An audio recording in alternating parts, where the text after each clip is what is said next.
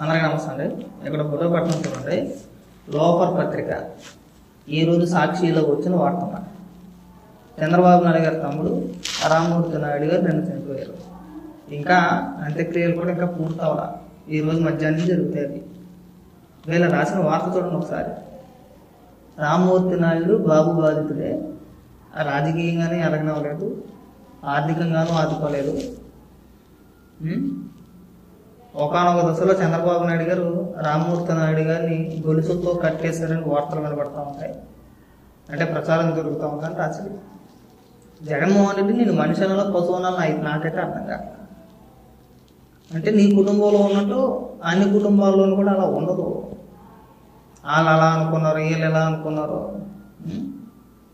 అలా అనుకూలికొనవైతే నీ సొంత తల్లిని నువ్వు సీఎం కొట్టేసావని వాటర్ బోర్డు వినిపించి ఎప్పట్లో ఏ రోజున చంద్రబాబు నాయుడు గారు ప్రస్తావించారా? జగన్మోహన్ రెడ్డి విజయం చెయ్యరం కొట్టేశాడంట, భారతిరెడ్డి గారు విజయం కొట్టిందంట, అనేక వార్తలు వినపడ్డాయి, చాలా వినపడ్డాయి. ఏ రోజున మాట్లాడారా అసలు?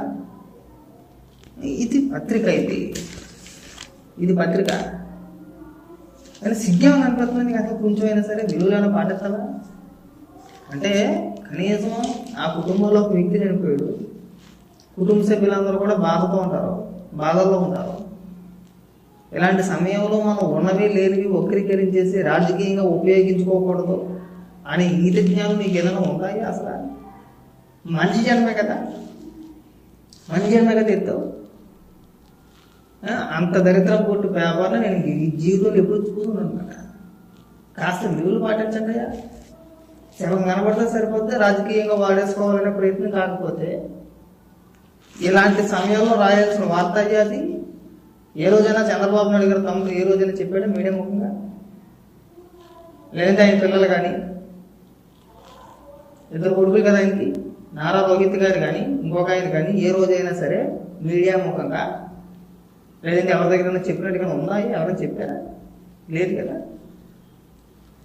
ఇప్పుడు నీ చెల్లి ఉంది షర్మిల, ఎవడో చెప్పవసరా, నీ ఎదవుతానం మొత్తం నీ సిరి చెప్పేస్తే. మా అన్నయ్య పెదవా నాకు అన్యాయం చేశాడు, మమ్మల్ని ఇంట్లోంచి గంటేశాడని ఎవడు చెప్పవసరం నీ చెల్లి సరిపోతుంది. నీ చెల్లి చెప్పేస్తే మన ఇంట్లో మనం కడుక్కోలేము. మనిషి అన్నవాడు ఎవడన్నా కానీ ఈ సమయంలో రాయాల్సిన వార్త అయ్యాలి. చంద్రబాబు నాయుడు గారు నువ్వు రాజకీయంగా ఎన్నో చూసుకొని కాదనట్లా, రాజకీయ విమర్శలు సహజం. ఈ సమయంలో రాసిన వార్త పనికి మనోడు మరి నేను వేసి పిచ్చుకొట్టాలి. ఒక పక్క బహిరంగంగా నీ చెల్లి చెప్తుంది కదా, ఎన్నో షర్మిల ఏమని మాట్లాడుతుంది? మా అన్నంత నీచుడు నికృష్టుడు ఈ భూప్రపంచంలో ఈ భూమి మీద ఇంకొకడు ఉన్నాడు, అంత ఘోరాది ఘోరమైన నికృష్టుడు అని నీ చెల్లి తిడుతున్నాను నేను. అంటే నీ కొంపలో ఉన్నట్టు అందరి కొంపలోనే అలాగే ఉంటుంది అనుకుంటున్నావా? ఇది ఏం మంచిపోయింది అసలు? అదొక టీవీ, అదొక పత్రిక, మీదొక మనిషి జన్మ. ఎంత మించి మాట్లాడితే మాకు సిగ్గు నీ గురించి మాట్లాడితే. కాస్త సిగ్గుపడాయా? ఇలాంటి వార్తలు ఇలాంటి సమయంలో రాయకూడదు. ఆ మాత్రం ఇంగ్లీష్ జ్ఞానం నీకు లేదా? నీ కుటుంబంలో ఎవరైనా చనిపోయారనుకో, ఇలాంటి వార్తలు రాస్తే నీ బాధ కదా. మనిషి అని ఎత్తేసారంతే. నేను అందుకే అంటారు శవాల మోహన్ రెడ్డి అని.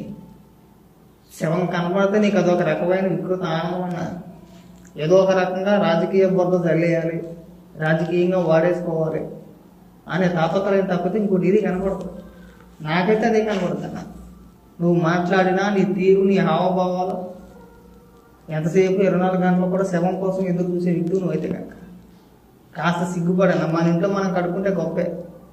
నువ్వు ఎదుగుల కుటుంబాల గురించి, వాళ్ళ కుటుంబంలో ఉన్న వివాదాల గురించి, గొడవల గురించి ఇక్కడ మనం ప్రస్తావించవసరం లేదు. మన ఇంట్లో మనం కడుక్కుంటానా?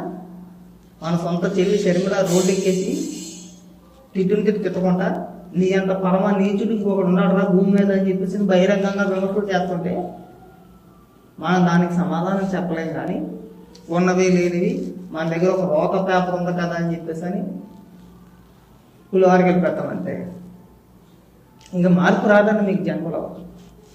ఈ జన్మకి మీరు మారరు, ఈ జన్మకి మీరు ఎంతే మీ బుద్ధి అంతే. మీ గురించి మాట్లాడుకుని కూడా టైం పక్క. ఇది జగన్మోహన్ రెడ్డి నీచపు బుద్ధి.